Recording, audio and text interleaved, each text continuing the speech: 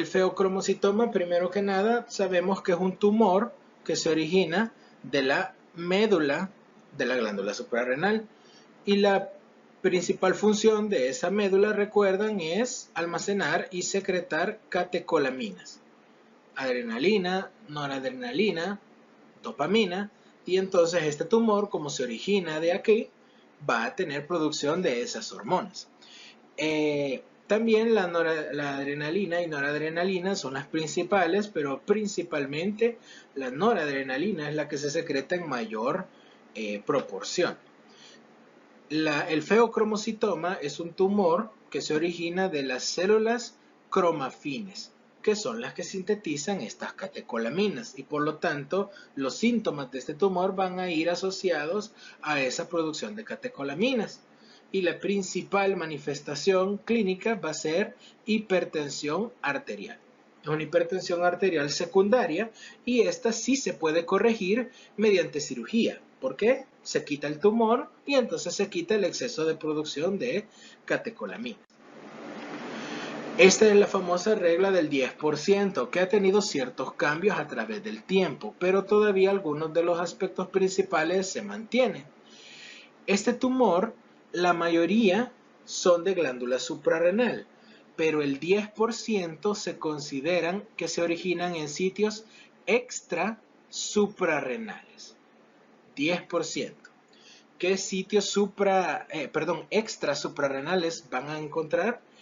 El órgano de Zuckerland, que está en el área tóraco-abdominal posterior, ¿verdad? Donde está la bifurcación de la aorta, y el cuerpo carotídeo. Estos son órganos especializados, ¿verdad? Para secreción también de adrenalina y noradrenalina, pero que están fuera de la glándula suprarrenal. Entonces, hasta el 10% de tumores se pueden originar en estos sitios. Entonces, el 90% de feocromocitomas son de origen de médula suprarrenal, pero el otro 10% se originan fuera de la glándula. ¿Qué otro 10% es importante? Únicamente el 10% son bilaterales, ¿verdad? El 10% de los tumores esporádicos son bilaterales. ¿Qué quiere decir un tumor esporádico? Cuando ustedes tienen un tumor que tiene predisposición genética, o sea que por herencia uno adquiere las mutaciones necesarias, esos son tumores que tienen afectación de base genética, ¿verdad? Heredada. Esos son por herencia. En cambio, los tumores en donde no tenemos ningún antecedente en la familia de que sean heredados, esos tumores se consideran esporádicos. Es decir, a alguien que le dio simplemente el tumor, sin tener una predisposición genética. Entonces, de esos tumores esporádicos, el 90% van a ser unilaterales, pero al 10% van a ser de tipo bilateral, es decir, que las dos glándulas suprarrenales van a estar afectadas. Solo el 10% de todos los tumores que sean esporádicos.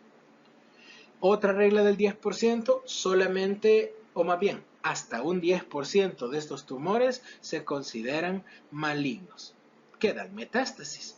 Entonces, ¿qué quiere decir? Que el 90% de tumores se van a comportar de manera benigna, pero solo el 10% de manera maligna. El 10% no está asociado a hipertensión arterial. Ya habíamos dicho que la manifestación principal es la hipertensión arterial. Pero ¿de qué depende si hay hipertensión arterial o no? Depende de si el paciente tiene producción de catecolaminas, ¿verdad?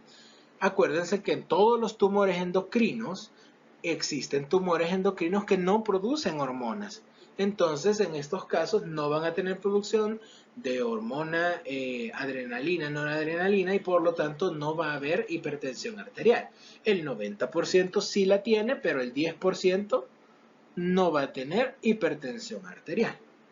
Y otra regla que ha tenido ciertos cambios es que ahora, tradicionalmente solo el 10% se consideraban familiares, de herencia familiar, ¿verdad? Pero ahora ya se sabe que hasta un 25% de casos son de herencia familiar. ¿Cuáles síndromes familiares están asociados a estos? La neoplasia endocrina múltiple de tipo 2A, que lo vimos en clase, la neoplasia endocrina múltiple tipo 2B, la neurofibromatosis tipo 1, el síndrome de Von Hippel-Lindau, para gangliomas familiares 1, 3 y 4. Vale. ¿Cómo son estos tumores? Los tumores son de tamaño variable. Como la mayoría de tumores endocrinos de glándula suprarrenal, pueden ser desde pequeñas lesiones circunscritas hasta tumores bien pequeños, de menos de 1 centímetro, hasta tumores enormes de aspecto hemorrágico. Mientras más grande es el tumor, más chance tiene de comportarse de manera maligna. El peso del tumor puede variar desde 1 gramo hasta 4.000 gramos, es decir, 4 kilos, prácticamente 8, 9 libras, prácticamente, solo del tamaño del tumor. La mayoría de estos tumores están bien delimitados por el tejido conjuntivo que está alrededor de la glándula o por la misma corteza. Acuérdense que estos se originan de la médula suprarrenal. Entonces, cuando la médula suprarrenal vaya creciendo por el tumor, la corteza de la glándula va a ser comprimida, ¿verdad? Y obviamente también hay una cápsula que rodea la glándula suprarrenal y eso puede dar cierto aspecto delicado del tumor. Tiene un aspecto lobulado, es decir, que puede formar lóbulos porque tiene trabéculas fibrosas adentro del tumor, pero casi siempre es una superficie lisa. La mayor parte de los tumores grandes tienden a ser de aspecto hemorrágico, con necrosis y además en algunos casos se pueden formar quistes.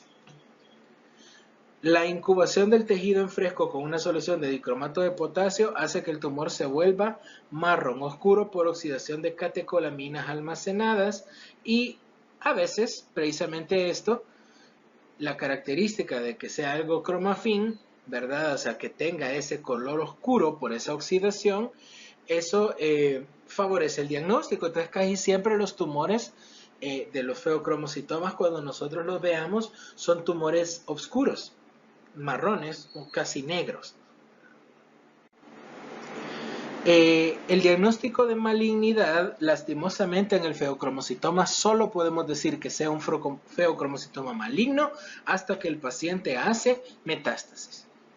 Entonces, nosotros como patólogos reportamos el tamaño, el peso del tumor, describimos si hay hemorragia, describimos si hay atipias. Entonces, por lógica, cuando es un tumor muy grande, con muchas atipias, con hemorragia, con necrosis, nosotros le sugerimos que lo más probable es que se comporte de manera maligna. Pero la única forma de estar seguro en este tumor de que sea algo maligno es que haya metástasis. Si no hay metástasis, no podemos decir, ¿verdad?, que sea algo maligno. Puede afectar ganglios linfáticos regionales, pero también afecta órganos a distancia como hígado, pulmón y hueso. Y este es el aspecto. Vean, este es la glándula suprarrenal. Si ustedes pueden observar, aquí viene el tumor y todavía se reconoce la cápsula. Vean, un tumor bien delimitado, aparentemente está encapsulado. Vean que la superficie sí es lobulada porque tiene, por ejemplo, aquí hay un lóbulo, aquí hay otro, ¿verdad? Entonces hay formación de lóbulos y esto es un aspecto lobulado. Vean que la superficie es oscura, un color café muy oscuro, casi negro, ¿verdad? Y todavía hay ciertas zonas, como esta esquinita de aquí y esta de aquí, que es tejido de la glándula suprarrenal, probablemente de la corteza suprarrenal, que todavía está conservada. Entonces, lo que tenemos acá es un tumor, ¿verdad? Bien delimitado, de aspecto lobulado, de un color oscuro, casi negro o marrón, ¿verdad?, como ustedes quieran decirlo. No tiene necrosis, no tiene hemorragia. Aquí hay un pequeño espacio que esto creo que es más por el manejo de la pieza que se ha hecho a ese espacio, no es que haga áreas quísticas, pero a veces podemos observar zonas quísticas. Acuérdense que esto se origina de las células cromafines y es un tumor de la médula suprarrenal. Aquí es importante la regla del 10. Solo el 10% van a ser malignos, solo el 10% van a ser bilaterales, solo el 10% ¿verdad? No tienen hipertensión. Y acuérdense que hasta el 25%, porque esa es una regla que se cambió, hasta el 25% pueden tener herencia familiar. Microscópicamente, ¿qué es lo que se encuentra? Precisamente lo que vamos a encontrar son las mismas células las células cromafines. Las células cromafines de la médula suprarrenal, que usualmente van a tener grados variables de atipia, o sea, pueden tener cierto pleomorfismo, cierta hipercromasia, presencia de mitosis, etc. Vean a mayor aumento cómo se ve, es un tumor bien delimitado, aparentemente está encapsulado, es de aspecto lobulado porque tiene lóbulos de tejido, ¿verdad? Así como en estos, ¿verdad? No tiene necrosis, no tiene hemorragia. Entonces esto es lo más importante del feocromocitoma.